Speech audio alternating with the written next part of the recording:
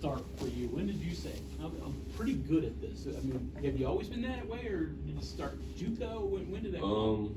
Actually, when I was a kid, my father gave me the nickname Rip because Rip? I used to rip people. So I've been playing defense for a long time.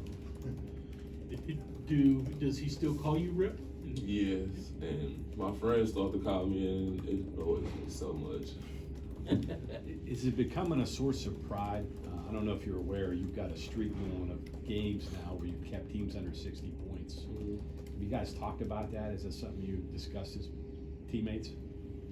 I mean, normally to win, you got to score more points than the other team. Obviously, we're going to score points, so we just try to emphasize getting stops so we are able to win. What's the next step with this defense? You think you can score off of it a little bit more than you have been? Yeah, absolutely. We just got to pick up the pressure a little bit more without fouling, and it'll go from there. Keddy, at the beginning of the year, Coach kind of just kept telling us that the defense just wasn't very good. You know, this is obviously back, September, October. Right. What steps did you guys take as a group, to go from him thinking it was bad to where you guys are now? And could you see that growth, steps being taken along the way? I mean, I wouldn't say it's steps that we're taking. It's just the will to want to win. So we obviously lock in defensively when it's time to win. His exact words were, "It sucks." That's what he said. But obviously it doesn't suck now. Are you guys talking more? What's different between that point and where you guys are right now? Okay, first I'll say I think he's saying that to motivate us to actually want to be better at it and play defense. Yeah. But now we've come more together since the beginning of the season. Beginning of the season, we were just everywhere.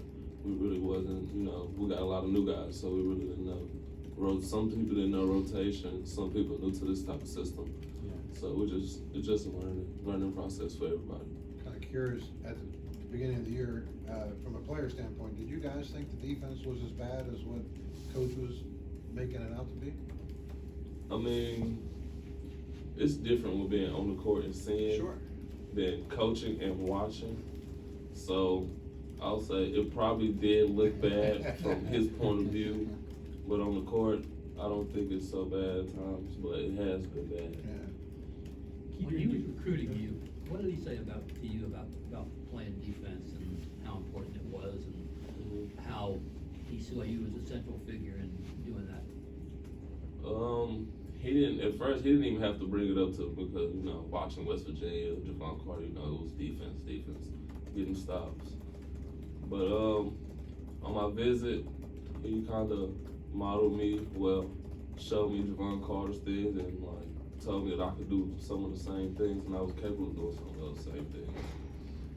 You obviously took that as a compliment. Yes.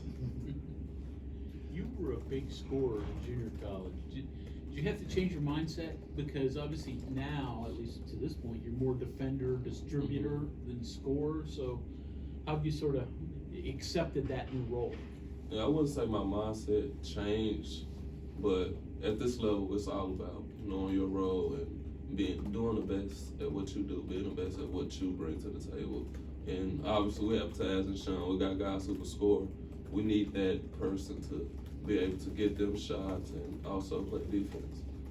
Coach had mentioned in his post-game press conference after the UAB game that the work that you've done against Walker from UAB, and obviously, he's a pretty quick kid, pretty talented kid. What kind of challenge was that for you? And obviously, Big 12's getting ready to start in a few weeks, and you got a little taste of that last year. What kind of challenges lie ahead for you in guarding Big 12 guys? Big challenges. Yeah. I mean, after guarding Jordan Walker, he's smaller, but he's faster. But the guys in the Big 12 got to be bigger, stronger. I wouldn't say maybe a couple be as fast as he was, but it's just pride, really. Just wanting to stop guys and wanting to defend. Biggest difference between this year's defense and last year's defense, in your opinion? Rim protection. Okay. I'll say that's the biggest difference, rim protection. All right, so that gives you a little leeway. If a guy beats you, you know you got some Yeah, coverage back you got behind. somebody back there, whether it's Gabe taking a charge or Paulie or Demond blocking a shot. I rely on them to help me out because I'll help them. Does that give you maybe a little more freedom? I don't want to say gamble, but Mhm. be a little more instinctive and be able to take chances that where you couldn't before? I mean, not really, because when I take a chance, I really feel that I'm gonna get the ball. Okay. But you know, if I miss it or anything happens, they got my back, so Right. I don't feel any pressure. Does it allow you to play more aggressive? Yes, it does. Yeah. A lot more aggressive. Okay. Knowing I have help behind me. Adrian, your minutes were limited a little last year. You didn't play nearly as much as you are now. So was it tough sitting and watching, and how much can you learn sitting and watching? I mean, coming from JUCO, playing basically 40 minutes a game, it was tough, you know, with limited minutes. But it was a learning process. I learned a lot of things by watching, and obviously that helped me moving forward. What type of things did you learn? You know, patience, you know, what plays to make, when to do it, just things like that. The other last game, what does the end of the game and what you were able to do from the free throw line, what does that kind of do for your confidence? Not only making them, but you know, making them at critical junctures when the game was still in the balance. I mean, it builds my confidence a lot. At those moments, you want to make those shots. They're the shots that you need. So I guess, yeah, just wanting to do that. How do you, I guess, have the confidence to want the ball in those situations? I mean, Sean and Taz were on the court, and obviously they're two pretty good free throw shooters. I know the commentary on TV kept saying, well, they're fouling a guy who's 47%, but Right. you kept making them, so. I mean, a player is really nothing without confidence. You got to be able to believe in yourself and in those type of moments.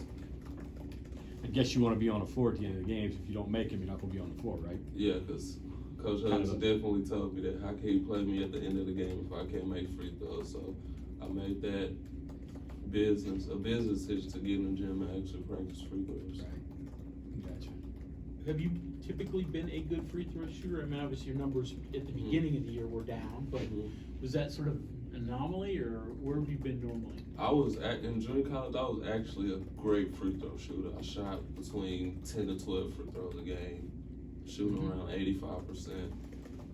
But I don't know what's changed since then, but you know, I'm working again, so it's gonna get better.